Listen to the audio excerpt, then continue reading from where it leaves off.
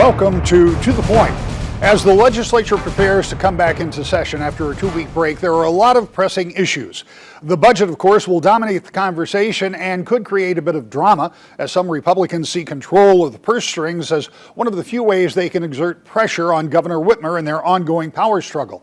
But while the focus for the past year has been on COVID response and who has the authority to oversee the state's activities, there are other issues that have been pursued with bipartisan support, such as the topic of our first interview this morning with Democratic Representative David LaGrand from Grand Rapids, who has long talked about transparency in government. Now, in his last term in the House, Representative LaGrand is sponsoring legislation that would make disclosure of income and investments a prerequisite to becoming a member of the House or Senate and other office in the state. It's something that's been talked about for a while, but could it now become a reality?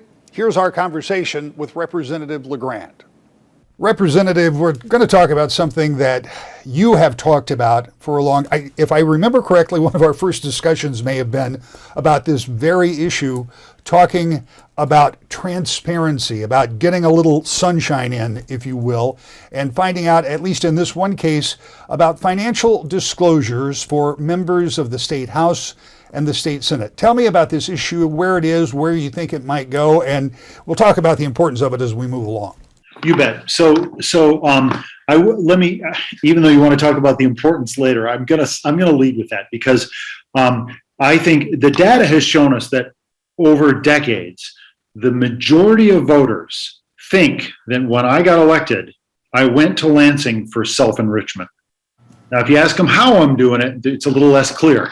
But people think that in general, politicians are in it for the money, the something. That's a real problem because if we don't believe that the people we elect are representing us, then we don't have representative democracy anymore. And the system breaks down. So what we're talking about is something that's foundational to how our republic works. And that is the ability of voters to trust the people they elect. And this has really come to a crisis point in the last few months. I mean, we've all seen this. The level of if the voters don't trust elections, we've really got a problem. And so the whole question of how you trust or how you can trust politicians, I don't think it's been ever been more important in my lifetime. I mean, we are at levels of distrust that we haven't seen them since the Civil War. And, we are at the risk of things really badly breaking down. And this is not a partisan issue. Everybody who cares about the ongoing strength of our democracy should care about this issue, whether they're Democrats or Republicans. And that's why it's so important to me. And I'm so glad this has been such a bipartisan conversation thus far.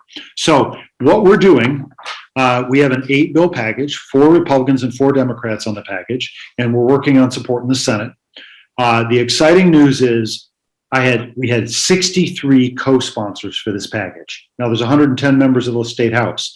So a clear majority signed on the dotted line in advance and said, yes, we think this should become law.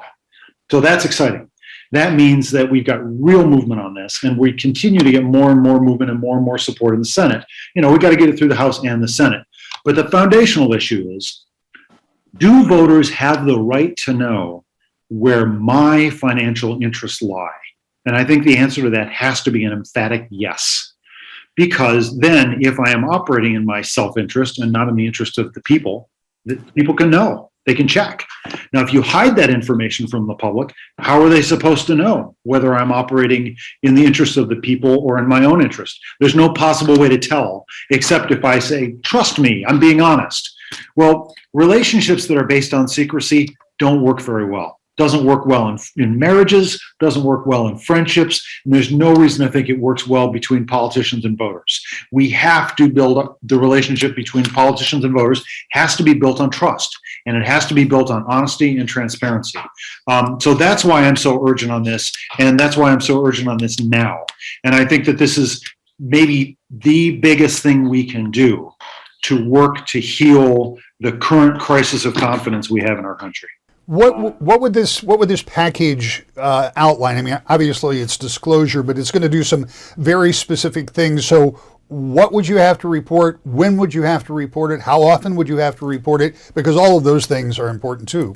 Sure. Well, and look, there are layers, right? And so you're balancing out questions of getting into real in-depth questions versus ease of filling out the form. Because if you look at the federal form, most people fill that out, wind up having to hire an accountant to fill it out.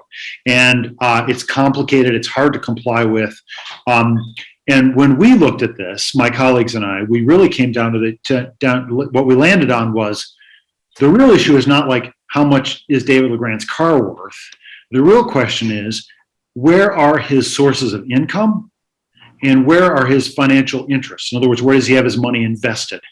So you have to disclose where you have significant sources of income coming from, not the amount, but the source. So if I was on the board of General Motors, for example, I would have to disclose if General Motors was paying me more than $5,000 a year to be on the board. I don't have to disclose if I'm on the board of the Boy Scouts because they don't pay.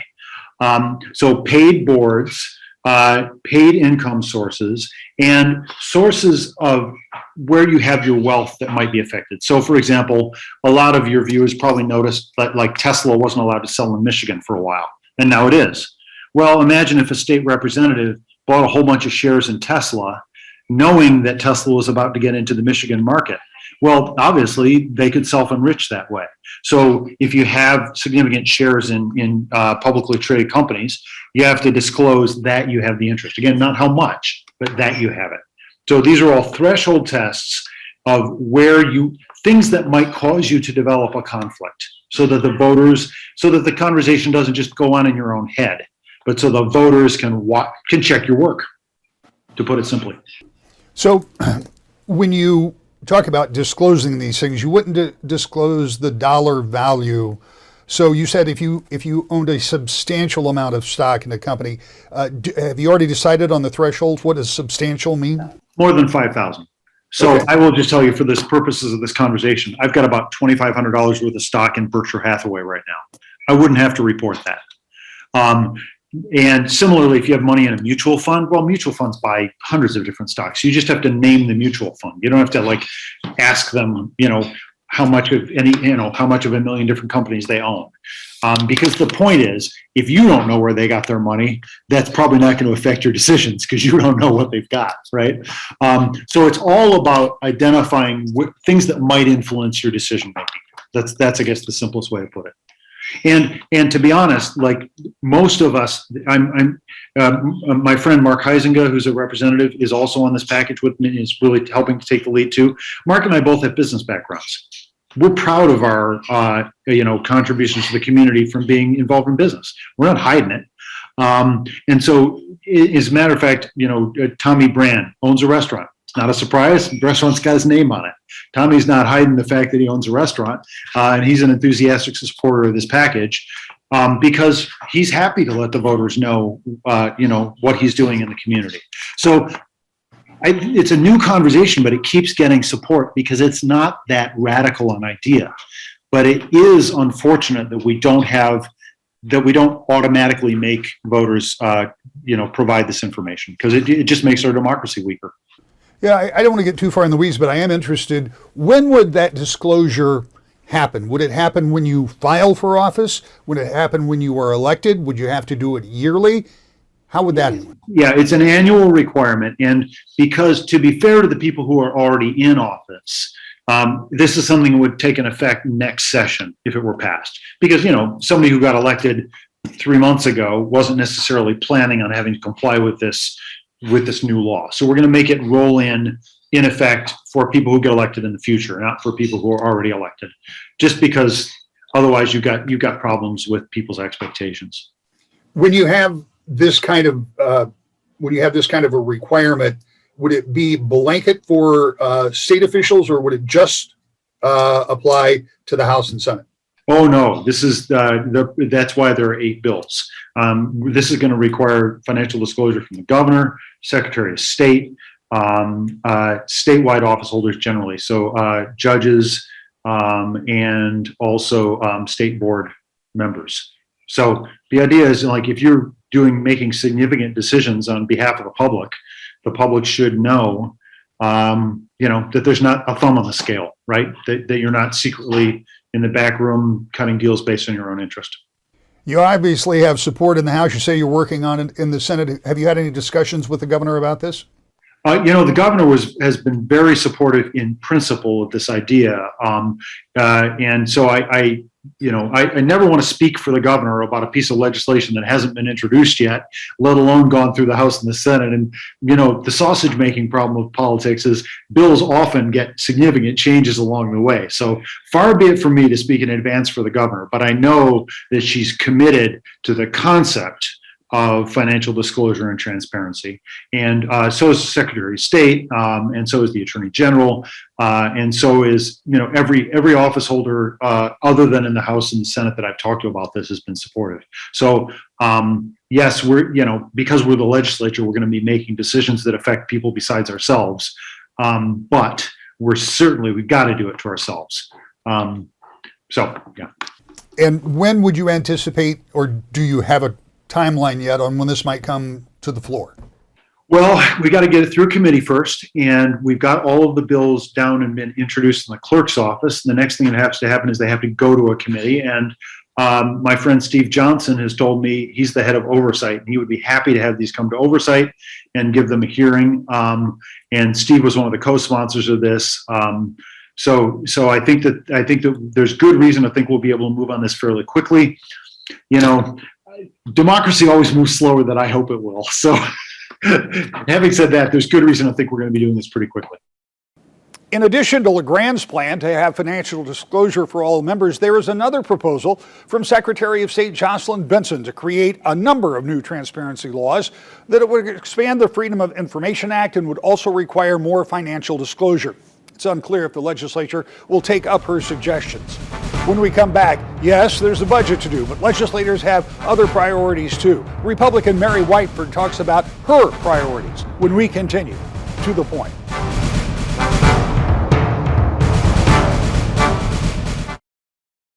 Welcome back to the Point. When lawmakers return to session this week, there will be a renewed emphasis on settling on a spending plan for the next fiscal year. Some of that conversation will center on how to deploy billions of dollars that will be available this year, but likely will not be replicated in years to come. In other words, how do you spend one-time federal money without creating a hole in the future budget? That was part of my conversation with South Haven Republican Representative Mary Whiteford. Representative, the legislature has a couple of weeks that you won't be in session. Once you head back, you're going to be dealing with the budget and the process that goes on every year. Sometimes it is easier than other years. We'll get to that part of it in a minute, but talk to me about your part of the budget and where you think overall the budget process is. Thank you, Rick. I'm chair of the Health and Human Services Budget Subcommittee. It's about $26 billion, and it's truly the safety net for our state. My focus going forward, it always has been children and early intervention, trying to help these kiddos get the best chance that they have. So the process right now is I am just working with my fiscal team and my colleagues on my committee, Democrats, Republicans, stakeholders who are the voice of the people of our state, finding out how best to prioritize this budget. What is the stimulus from the federal government? How does that impact your budget? Because obviously there is money in there that has to do with health care, and a lot of the overall budget does come from the federal government. So does that change the equation for you as you put together this spending plan? I think the biggest perspective that I can bring to this is generational money. This isn't money that the feds have in the bank. It's actually going off the backs of our children, grandchildren, my great-grandchildren. And I think it's important for us to look at that money that way. For me, it's making sure that these kids have a good behavioral health services. And that's something I think would be a very valid investment for the people of our state. But that's the whole perspective, long range. What are things that our children and grandchildren will be able to use and take advantage of? And how can we best make those decisions for those future decisions?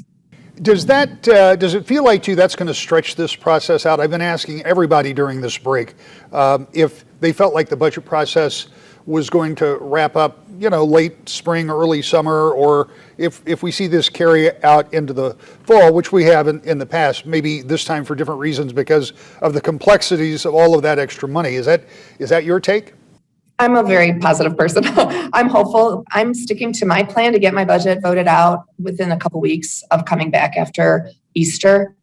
And that's what I'm gearing towards. I'm going to take a little breather with my family and then get to work the second full week every day, meeting with my fiscal team to make those decisions. But when we say how long this might take, we've gone all the way up to October 1st, which is the beginning of the new fiscal year. We only just closed last year's books last week. That really spread things out. But I believe we're in Lansing every single day that we have session. We're keeping the ball moving. I'm working closely with DHHS. They're my partners in this to make sure that everybody's getting a say and recommendations. And I'm going to continue working hard and doing my part and making sure that this budget is ready to go so that we have certainty. Especially, I would love to get back to the normal July 1st that we have the budget into the governor's hands to sign into law. I am very hopeful about that, but we have to be ready for anything. And I have pointed this out in some other interviews, but I always think it's worth mentioning that July 1st deadline is really important from the standpoint of public schools.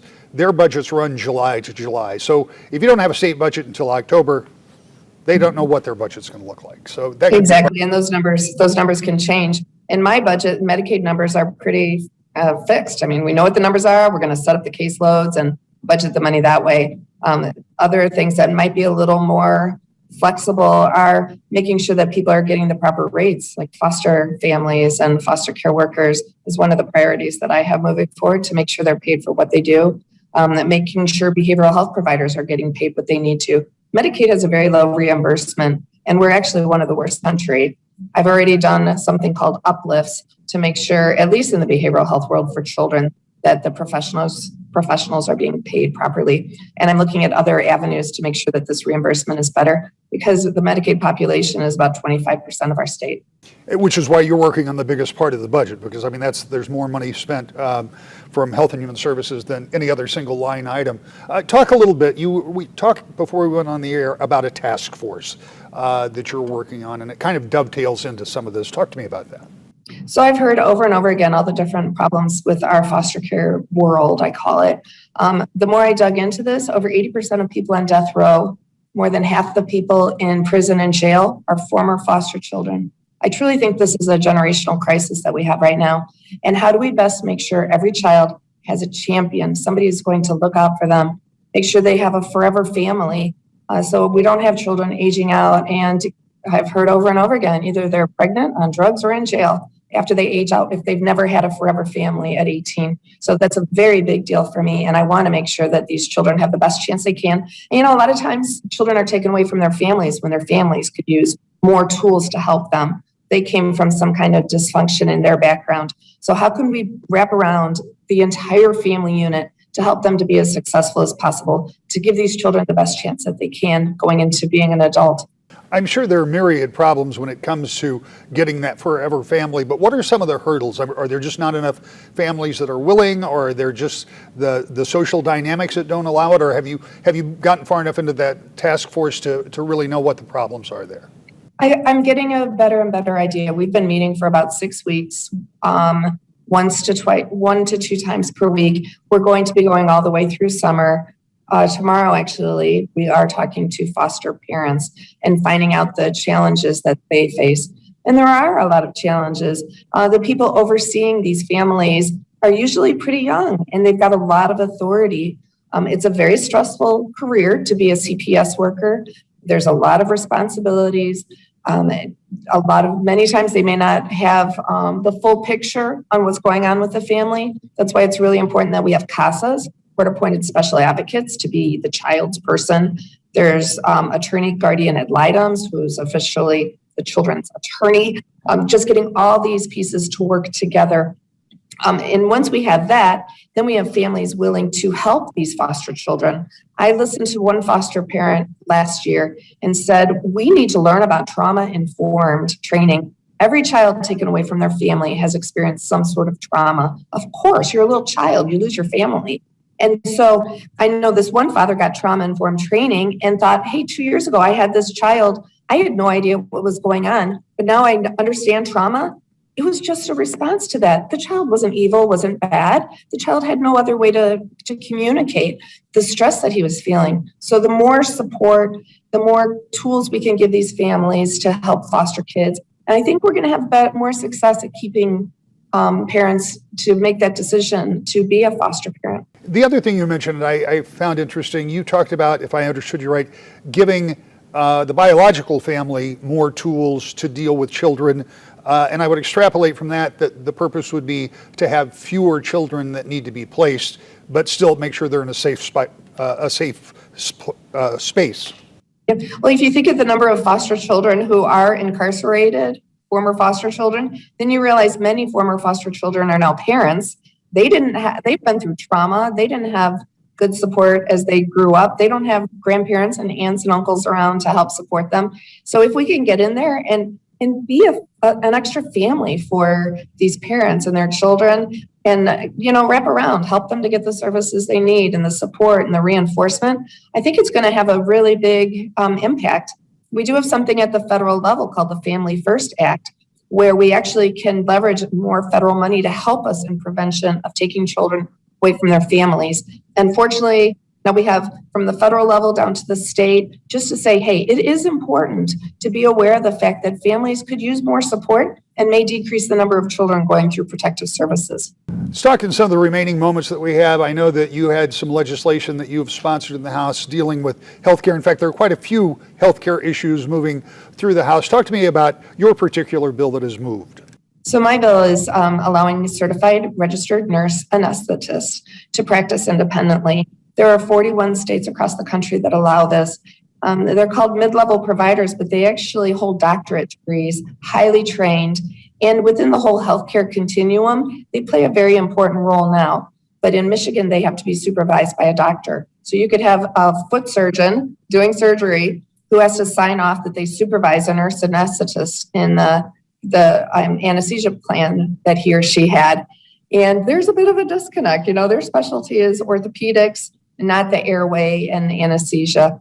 And so this just acknowledges the fact that they are highly trained. They've got a place in the collaborative team. A lot of pushback has come, though. It became very emotional for many people. But I think if we look at it from the point a hospital has a choice to use a nurse anesthetist, a patient has a right to know what type of provider is taking care of them, and that we think of an all of the above approach for the needs of the health of our Michigan residents. We've got about 45 seconds left. Is there anything else out there that we'll be seeing after the break to be keeping our eyes on? I know that the legislature does a lot of things, but from your perspective, are there any things particularly in the healthcare field that are coming up? Well, I actually have something that's really quite healthcare related and affects many foster children is human trafficking. We have a 23 bill package that's in judiciary right now. I presented a few weeks ago. And then I'm also working very hard to make sure that we have safe homes with wraparound services for boys, girls, men, women who come out of being trafficked and exploited. I've heard from so many FBI agents, victors, so people who have survived human trafficking and now help advocate for their friends, that this is the number one issue to help somebody become most successful. And so we're coming up with a plan with that. I'll have a final thought when we return to the point.